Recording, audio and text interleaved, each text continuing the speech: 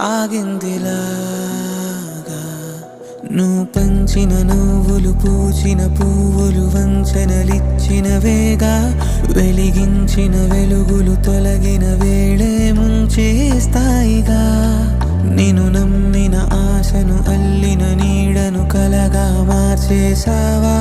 మరి ఎప్పుడైనా నేను ప్రశ్నించావా?